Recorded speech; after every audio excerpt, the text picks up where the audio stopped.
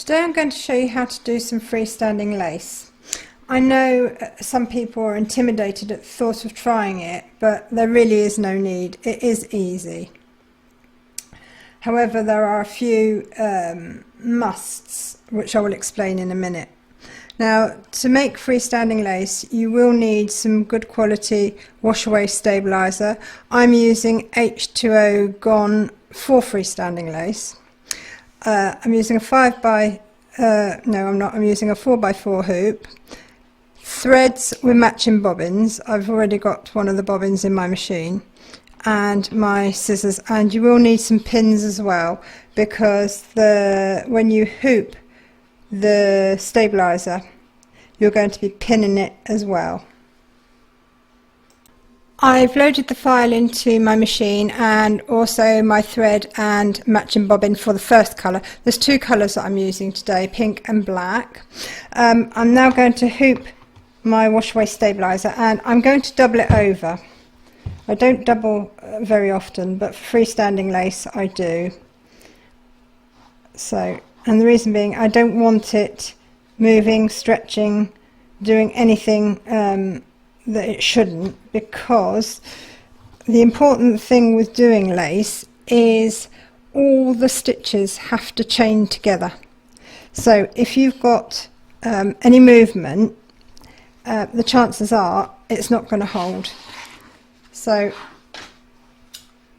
I'll show you how to avoid any problems with that. So, oops, there's my stabilizer, it's hooped, and I always say never ever pull on your stabilizer, stretch it. This is the only thing that I do make sure that my stabilizer is absolutely taut. I don't want any play in it whatsoever, because I don't want the stitching to move. So I'm going to pin it now, and what I'll do is I'll push the pin through the top here, across the top of my hoop, bring it round and back through, and that's going to stop my stabilizer from pulling down through the hoop. And I'm going to put 8 pins in all, 1 on each side and 4 on the corners. You can use any pins, it doesn't matter.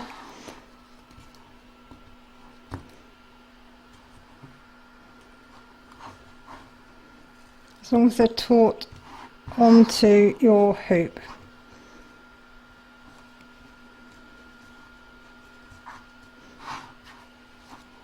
So I'm going to do the corners.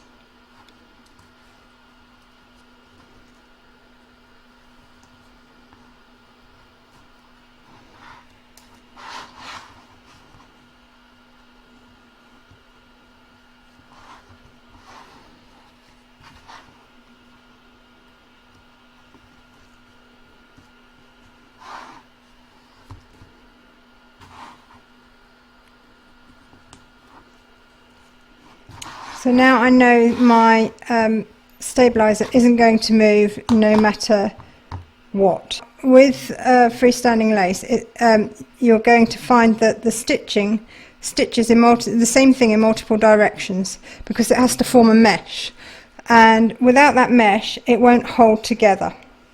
So that's why it takes a little bit of a time to stitch out a design. I'm now going to load this into my machine, and I'm going to stitch round number 1, which is going to do the majority of the design. The only thing that it won't have done is the satin stitch border and the lettering.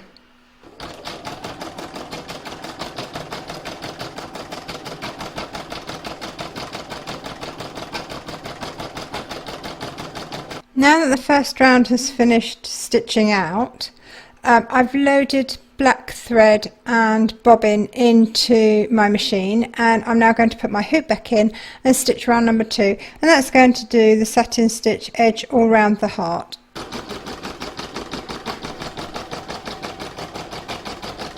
So that's the second round completed now. All it remains is round number 3, and that's the lettering, which is going to say love. Next comes the interesting part. I'm going to trim up the jump threads between my letters, and I just want to make sure that I don't cut any of the mesh underneath in the pink.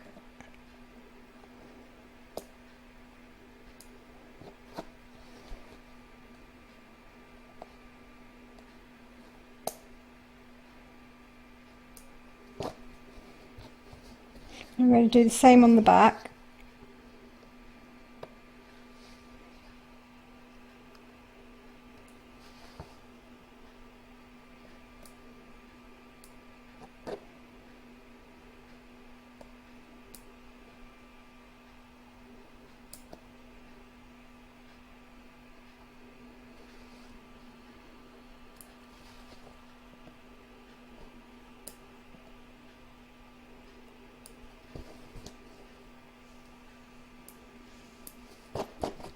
Okay, that's fine. And now I'm going to cut around here and free the heart from the hoop.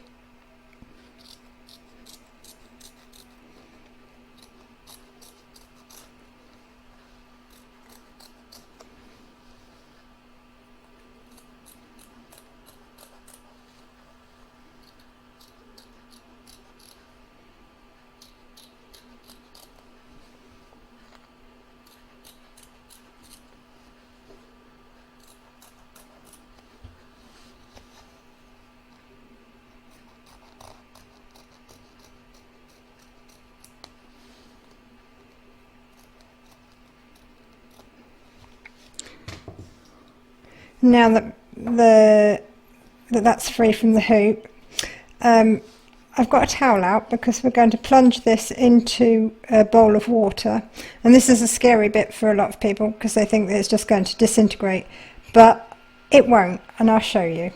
So I've got a bowl of water here, and I'm just going to lay that straight in just so that all the stabilizer can dissolve.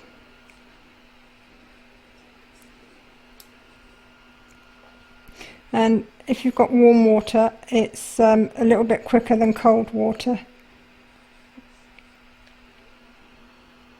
Just give it a few minutes. See, it's all dissolving now, coming away.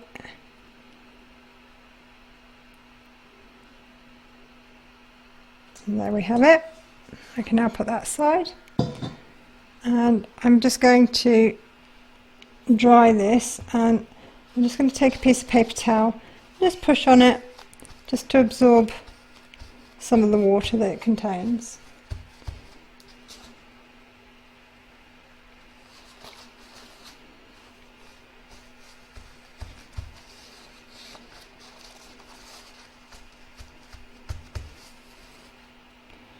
And now what I will do is I will pop my iron on, and I will dry it between a sheet of kitchen towel, and once it's dried it will go stiff because there's still a certain amount of wash away stabilizer in it, even though you can't see it, and that's what will keep it nice and rigid and make it freestanding.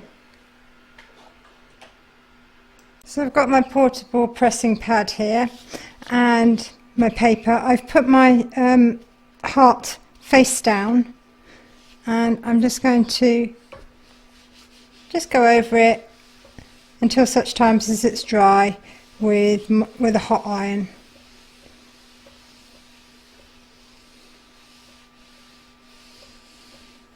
And what you might find is that it will stick a little bit to your paper, and that's perfectly normal. Just gently peel it off. It's only where the glue, I call it glue, the wash away stabilizer, I suppose it is a sort of PVA really, is still left in the heart, and of course it's sticking a little bit to the paper.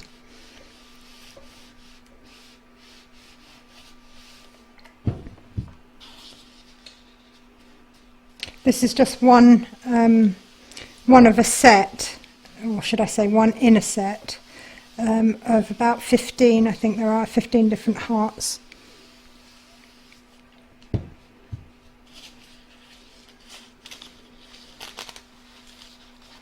It's actually starting to dry now.